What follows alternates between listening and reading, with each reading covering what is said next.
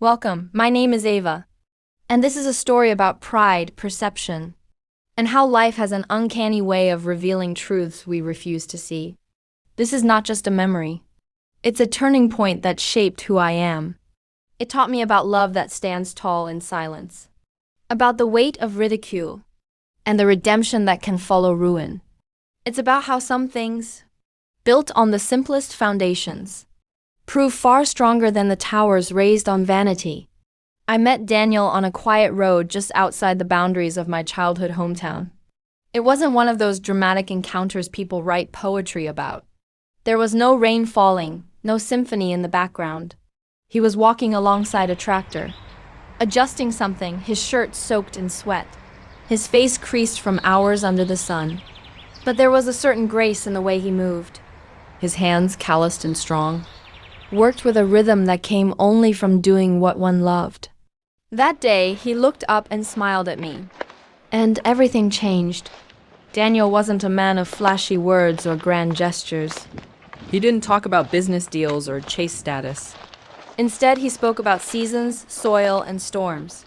He talked about nurturing, about waiting for the right time to plant and the importance of care. There was something poetic in his simplicity. Where others saw a man with dirt under his nails, I saw a soul deeply rooted in purpose. And so I fell quietly, completely, and without reservation. I remember the first time I brought Daniel home to meet my family. My parents were polite, if cautious. But my sister Lena, her reaction was unforgettable. Her laughter rang sharp through the room, not from joy but mockery. "You're marrying that? A farmer?" she said, her tone thick with contempt. "Ava, you always did love fairy tales. But come on. You think love and fresh air are enough to live on? Grow up." Lena had always been ambitious, sharp-tongued, sharp-dressed, and determined to climb as high as possible, as fast as possible. She had left our small town for the city and never looked back. She worked in finance, married a hedge fund manager named Preston, and bathed in the glow of wealth and reputation. Her social media was a museum of luxury brunches with flutes of champagne, yacht parties and evenings in skyscraper lounges. Everything she did screamed success.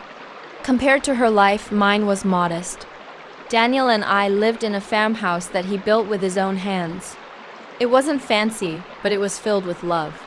Each corner of it held memories of shared laughter, quiet meals, and early mornings watching the sun rise over the fields.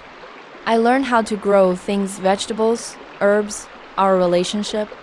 I learned that silence could be soothing, and that hard work wasn't something to escape, but something to embrace. Every time Lena visited, which wasn't often, she found something to sneer at. The rustic decor, the smell of manure, the idea that I actually helped milk cows. "You live like squirrels," she once muttered, wrinkling her nose. "Saving nuts for winter. Doesn't it get boring out here, being nobodies?" But Daniel never let her words bother him. He'd smile, tip his hat, and walk away. "The land doesn't care what they say," he'd tell me, "and neither should you." Then, as life often does, it turned the tables. It was the winter of our third year together. The air was biting, and the snow came down in sheets. One evening, my phone rang. It was Lena. Her voice, once so cool and composed, trembled. "Ava, I don't know what to do," she choked.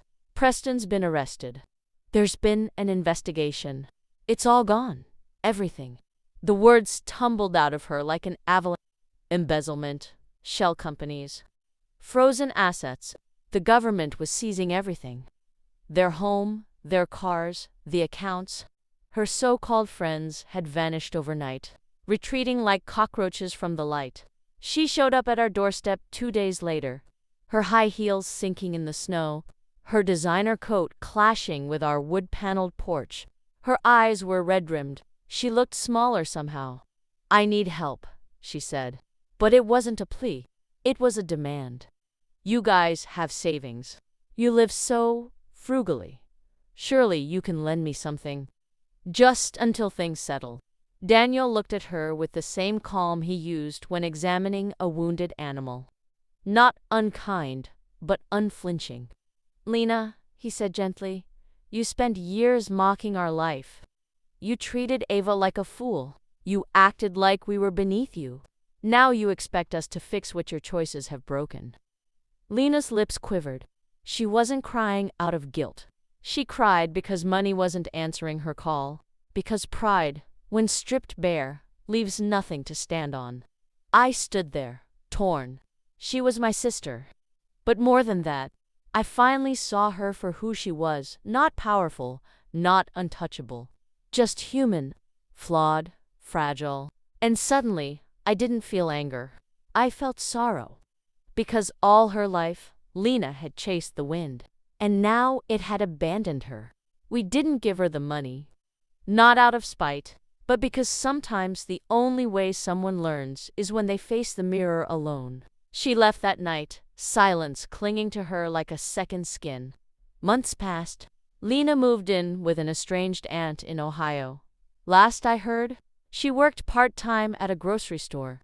There were whispers that she had started taking classes again. Maybe she was rebuilding. Maybe she wasn't. I no longer checked her social media. There was nothing left to prove. As for me and Daniel, life continued in its gentle rhythm. We woke with the dawn, fed the animals, tended to the fields. We had each other, and that was enough. We laughed, sometimes until our sides ached. We danced barefoot on the porch. We shared meals seasoned with joy, not luxury. There is a strength that comes from simplicity, a wealth that cannot be banked but is deeply felt. Ours was a life Lena never understood because she never gave it a chance. I tell this story not to shame her, but to remind anyone listening, don't measure people by the titles they carry or the balance in their account. Some of the richest souls lived the quietest lives. Moral of the story: life has a subtle way of teaching us what truly matters, often when we least expect it. We live in a world where titles, luxury, and appearances are celebrated, where the number of followers one has, or the car one drives, is mistaken for personal worth. But in reality, these things are fleeting. They disappear in a moment, like mist burned away by the morning sun. What endures is character. What defines a person isn't how they look in photos or what they earn in a year, but how they treat others when there's no applause. It's in the quiet acts of love, the strength to work with one's hands, the grace to forgive without fanfare, and the ability to build something beautiful from simplicity. Ava and Daniel's life, though modest by the world's standards, was rich in ways money can never buy. It was filled with respect, with partnership, with hard-earned joy. Their wealth wasn't in bank accounts, but in the strength of their bond, in the peace of knowing who they were, and in the satisfaction that comes from living in truth. Lena's fall wasn't just financial, it was a collapse of identity, built on fragile illusions. Her pain came not only from losing wealth, but from realizing she never understood what truly had value.